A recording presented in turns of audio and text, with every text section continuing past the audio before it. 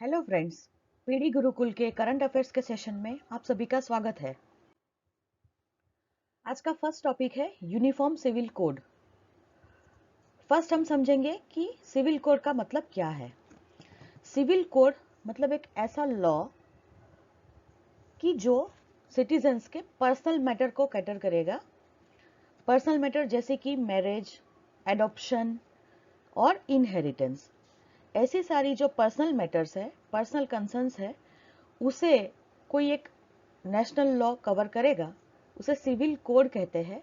And uniform civil code का मतलब है कि पूरे इंडिया में कोई भी रिलीजियस फेथ हो, कोई भी रिलीजन है, चाहे वो हिंदू हो, चाहे वो मुस्लिम्स है, क्रिश्चियंस, सिख्स, कोई भी धर्म के लोग जो है, उनके लिए same civil code, same marriage laws, same adoption laws and same inheritance laws follow किए जाएंगे। इसे हम कहेंगे यूनिफॉर्म सिविल कोड। हमारे कॉन्स्टिट्यूशन में आर्टिकल 44 है, जो कि directive principles of state policy के अंडर में आते हैं। ये आर्टिकल 44 जो है वो स्टेट्स को uniform civil code throughout the territory of India implement करने के लिए सजेस्ट करते हैं। तो आर्टिकल 44 में यूनिफॉर्म सिविल कोड के बारे में कहा गया है कि state shall endeavour to provide for its citizens a uniform civil code throughout the territory of India. इसीलिए हम ये यूनिफॉर्म सिविल कोड के बारे में बात करेंगे। न्यूज़ में क्यों है?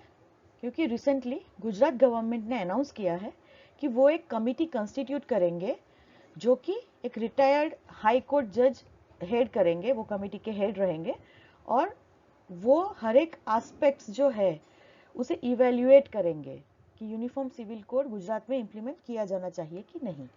इसीलिए ये यूनिफॉर्म सिविल कोड अभी न्यूज़ में है। तो हम देखते हैं कि डेफिनेशन एक्चुअली क्या है यूनिफॉर्म सिविल कोड की। यूनिफॉर्म सिविल कोड जो है वो एक जो भी सिटीजन्स के पर्सनल कंसर्न्स है, जैसे कि एडॉप्शन, इनहेरिटेंस एंड मैरिज, उसके लिए एक सिंगल नेशनल लॉ बनाने की बात करते हैं।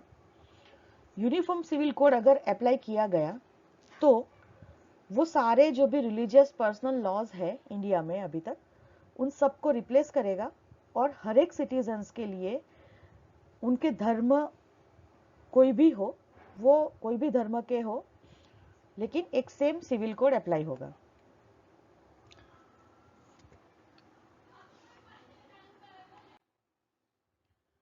अब देखते हैं कि सुप्रीम कोर्ट का क्या कहना है यूनिफॉर्म सिविल कोड के बारे में। तो 1985 में शाहबानो केस है, वो केस में सुप्रीम कोर्ट ने कहा था कि यूसीसी इंप्लीमेंट किया जाना चाहिए। वैसे ही सेम 1995 में सरला मुद्गल जजमेंट था, और 2019 में पॉलो कौटिन्हो केस है। ये तीनों केसेस में सुप्रीम कोर्ट ने यूसीसी अप्लाई करने, इंप्लीमेंट करने के लिए गवर्नमेंट को कॉल किया है, मतलब गवर्नमेंट को बोला गया है कि यूसीसी आप अप्लाई कीजिए। अभी क्या इंडिया में कोई जगह पे यूनिफॉर्म सिविल कोड नहीं है? नहीं, ऐसा नहीं है। Goa is the only state where UCC is implemented. Supreme court ने ये कहा गया है, सुप्रीम कोर्ट ने ये कहा है कि गोवा एक शाइनिंग एग्जाम्पल है इंडिया में कि जिसमें फंक्शनिंग यूसीसी है। तो बाकी के स्टेट्स और एक्चुअली यूनियन गवर्नमेंट भी यूसीसी अप्लाई कर सकते हैं।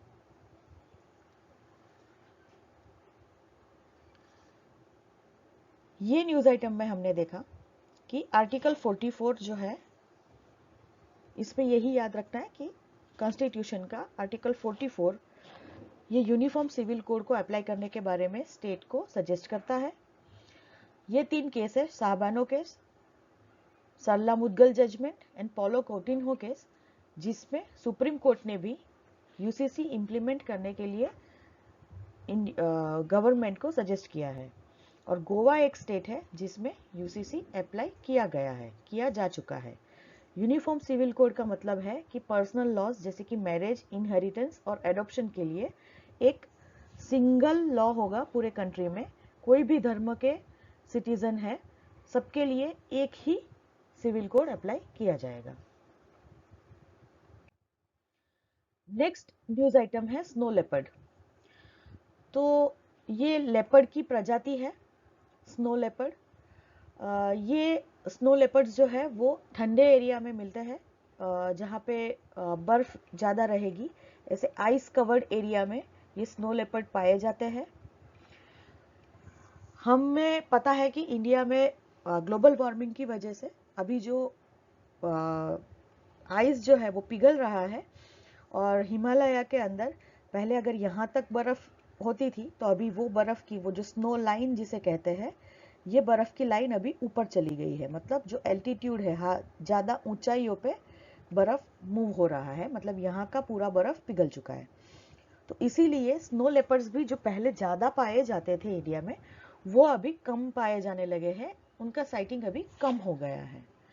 तो इसीलिए इंडिया ने ये अभी स्नो लेपर्ड की कितनी पॉपुलेशन है इंडिया में, ये देखने के लिए ये एक प्रोग्राम स्टार्ट किया है जिसका नाम है snow leopard population assessment of India.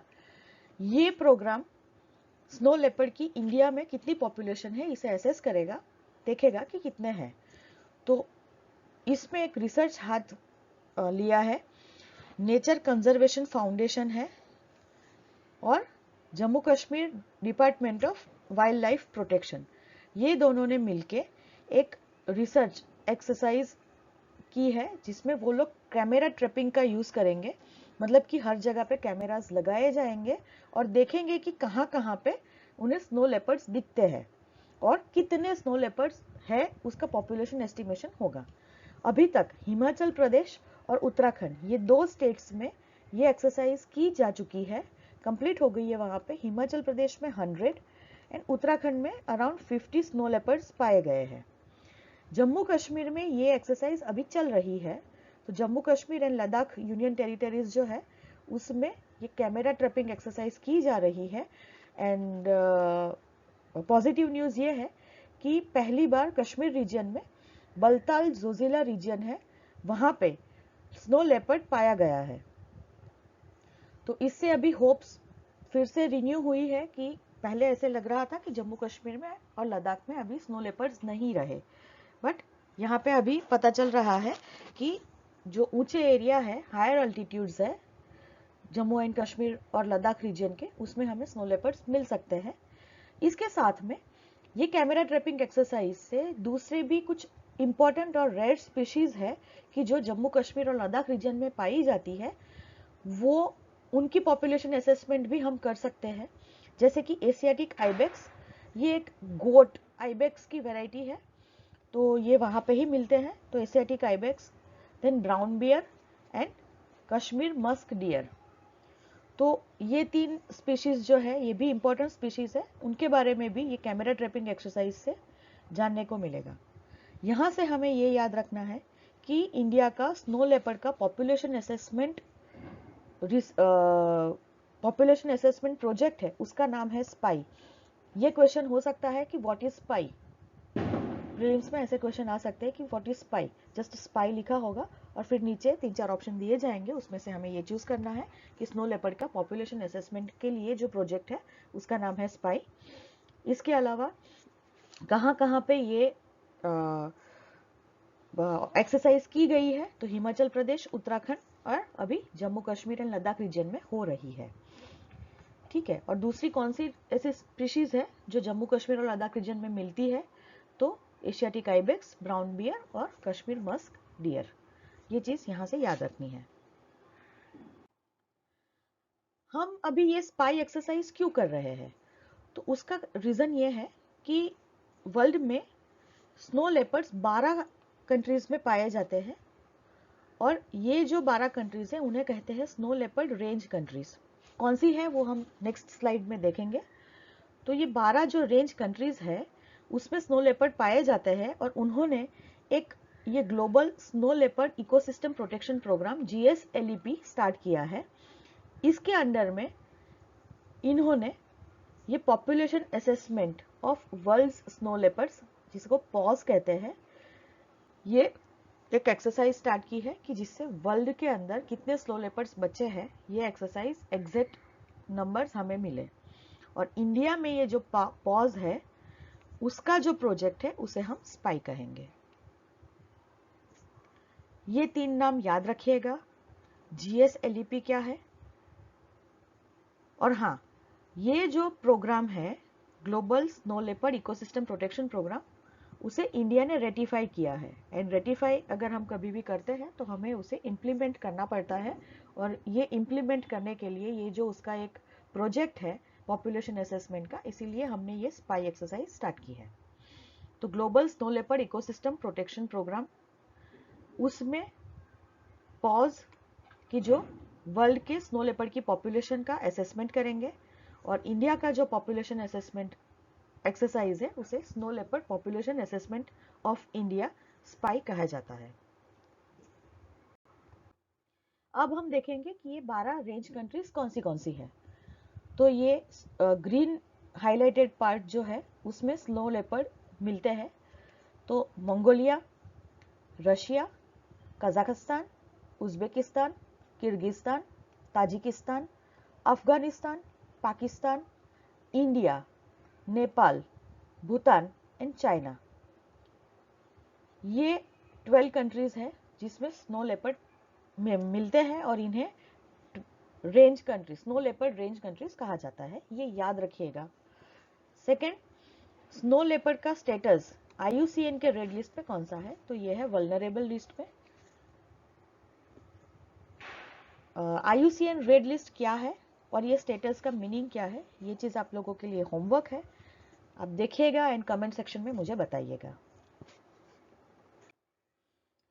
Next news है old pension scheme. So what is pension? Pension किसे कहते हैं? जब तक कोई भी एम्प्लॉई वर्किंग होगा तो वर्किंग एम्प्लॉई को जो भी पेमेंट उनके काम के बदले में मिलेगा उसे हम सैलरी कहेंगे। सैलरी या तो वेजेस, एनीथिंग। लेकिन जब वही एम्प्लॉई 60 या तो 58 की एज क्रॉस करेंगे तो वो रिटायर हो जाएंगे, एंड रिटायर्ड एम्प्लॉइज को जो भी पेमेंट मिलता है उनकी सोशल सिक्योरिटी के लिए उसे हम पेंशन कहते हैं।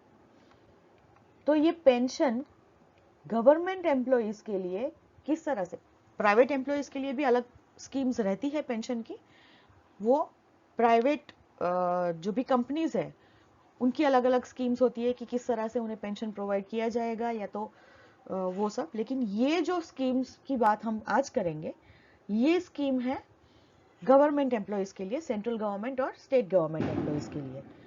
तो जब भी गवर्नमेंट एम्प्लॉइज की बात आती है तो union government employees and state government employees के लिए गवर्नमेंट की स्कीम्स होती है कि किस तरह से उन्हें पेंशन पेमेंट दिया जाएगा।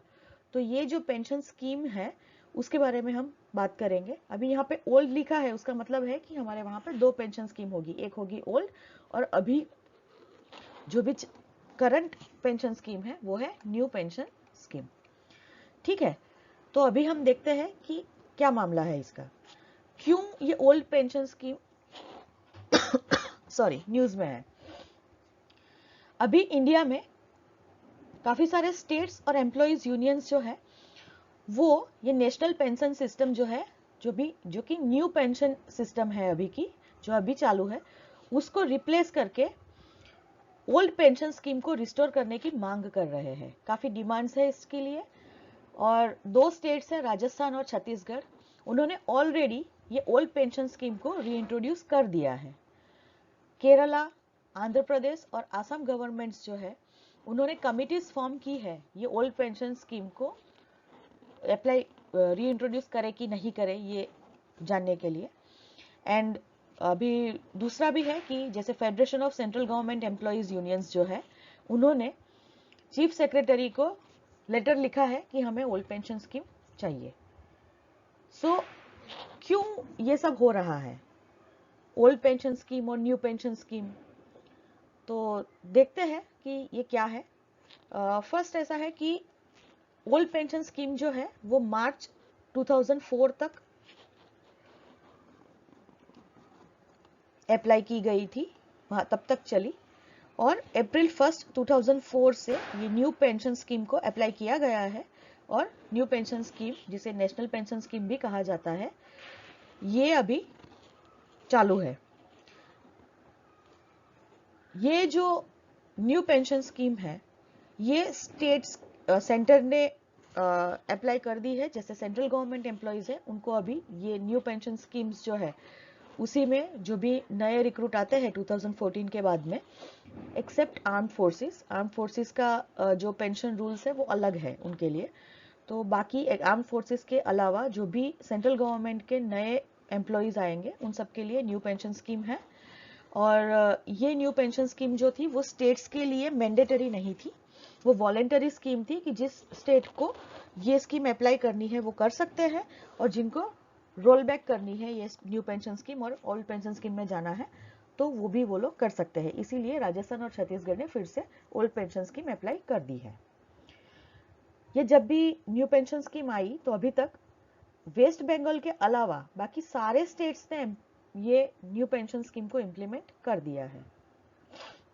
यहां से ये याद रखिएगा कि राजस्थान, छत्तीसगढ़ और वेस्ट बंगाल ये 3 स्टेट्स है जहां पे अभी ओल्ड पेंशन स्कीम चल रही है। बाकी सारे स्टेट्स में न्यू पेंशन स्कीम है और सेंट्रल गवर्नमेंट एम्प्लॉयज के लिए न्यू पेंशन स्कीम्स है, और ये 1 अप्रैल 2004 से एप्लीकेबल है।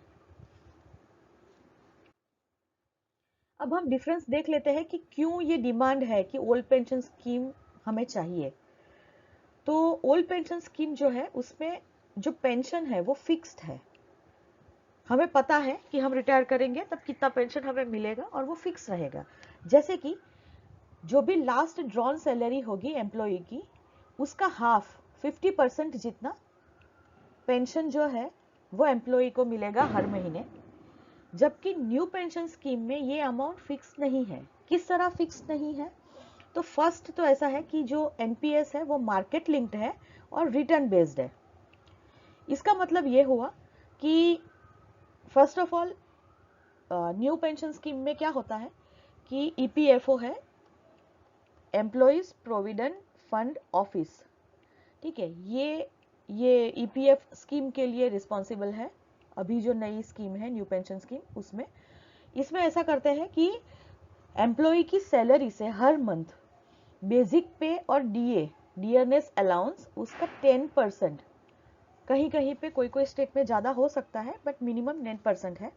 तो बेसिक पे और डीए का 10% डिडक्ट सैलरी से किया जाता है और ये एम्प्लॉय के ईपीएफ अकाउंट में जमा किया जाता है, और गवर्नमेंट जो है वो गवर्नमेंट सेम अमाउंट भी एम्प्लॉय के ईपीएफ अकाउंट में जमा करेगी। अभी ये जो कॉर्पस बना ईपीएफओ को पास हर एक एम्प्लॉय के पेंशन, हर एक एम्प्लॉइज का जो ये डिडक्शन हुआ है 10% करके, उसमें से जो भी कॉर्पस बनेगा ये ईपीएफओ मार्केट में इन्वेस्ट करेगा, और मार्केट में इन्वेस्ट करके उन्हें जो रिटर्न मिलेगा उसका वो रिटर्न के बेसिस पे हर साल ईपीएफओ इंटरेस्ट, या तो हम बोनस भी कह सकते हैं, तो ये इंटरेस्ट रेट डिसाइड करेगा कि आज के ये साल में ईयरली कि कितना ये ईयर में इंटरेस्ट अकाउंट ईपीएफ अकाउंट में जमा होगा।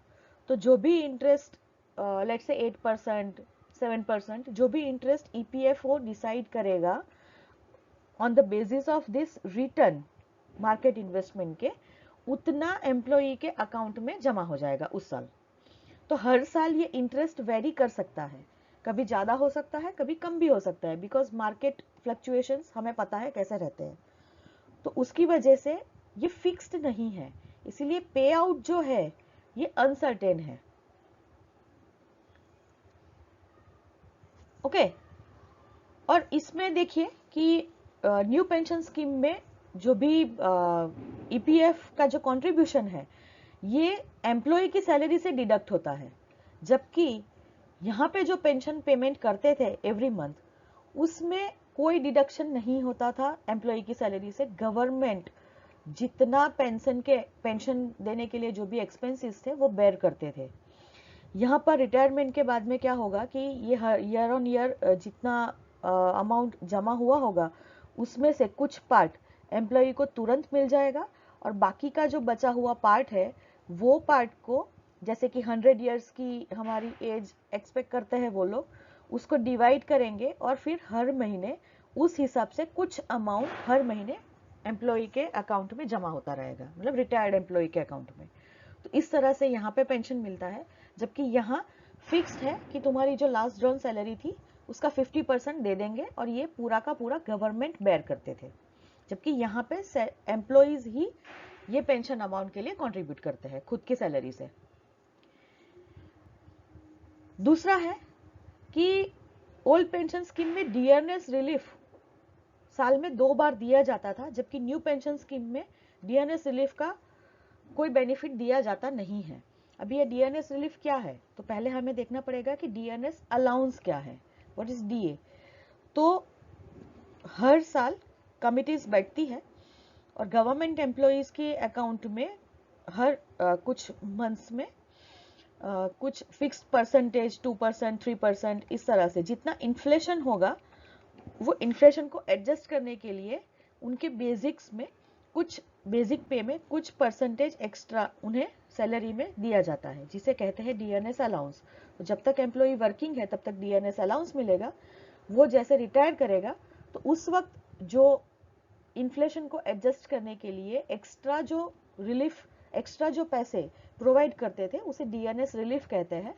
तो ये DNS relief old pension scheme में था, जबकि न्यू पेंशन स्कीम में ऐसा कोई डीएनएस रिलीफ एम्प्लॉयज को नहीं मिलता है। दूसरा कि ओल्ड पेंशन स्कीम में जनरल प्रोविडेंट फंड, जीपीएफ कहते हैं उसे, उसका प्रोविजन भी था, जबकि न्यू पेंशन स्कीम में जीपीएफ का कोई प्रोविजन नहीं है। जैसे कि जनरल प्रोविडेंट फंड मतलब कि PPF account for government employees, same PPF account जैसे होता है वैसे ही ये ऑपरेट करता है। तो काफ़ी सारे बेनिफिट्स ओपीएस में है, इसीलिए अभी एम्प्लॉयज जो है वो ओल्ड पेंशन स्कीम में जाने के लिए एम्प्लॉय यूनियंस जो है वो बात करते हैं। अब क्वेश्चंस ऑफ द डे हम देख लेते हैं कि consider the following statements about snow leopard. Snow leopard is listed as critically endangered in the IUCN Red List. Snow leopard population assessment of India (SPI) has been conducted in Himachal Pradesh, Arunachal Pradesh and Jammu and Kashmir. Which of the above statements are incorrect? Pause the video and guess the answer. Okay, इसमें हमें incorrect statement पूछा है and both the statements are incorrect. Snow leopard is not critically endangered. It is vulnerable in the IUCN Red List. और ये जो spy है वो हिमाचल प्रदेश, उत्तराखंड और जम्मू कश्मीर में कंडक्ट किया गया है। जम्मू कश्मीर में अभी चल रहा है, बट अरुणाचल प्रदेश में अभी तक ये कंडक्ट नहीं हुआ है, होगा बाद में, बट अभी तो नहीं है। So both the statements are incorrect and correct answer is C, 1 and 2 both. Next question, which of the following statements about Uniform Civil Code is correct? The UCC caters to the uniform personal laws for the citizens irrespective of their religious faith. There is no mention of UCC in the Constitution, Indian Constitution. No state in India has working UCC. The Supreme Court in Paulo Coutinho case called for not to implement the UCC. Guess कीजिए answer pause करके video. Okay, हमें correct answer पूछा है, इसीलिए answer is a. ठीक है, UCC personal laws जो है उसमें यूनिफॉर्मिटी लाएगा और कोई भी फेथ है, रिलीजियस फेथ, उसके इररिस्पेक्टिव ये अप्लाई होगा। अच्छा, there is no mention of UCC in the Indian constitution. No, Indian constitution में आर्टिकल 44 जो है उसमें यूसीसी का मेंशन है। No state in India has working UCC. No, Goa is the state where UCC is working. और supreme court ने Paulo Coutinho case, Sarla Mudgal case, even in the Shahbano case UCC implement करने को कहा है। So the our answer will be A. आज के लिए इतना ही, फिर मिलेंगे, बाय, थैंक यू।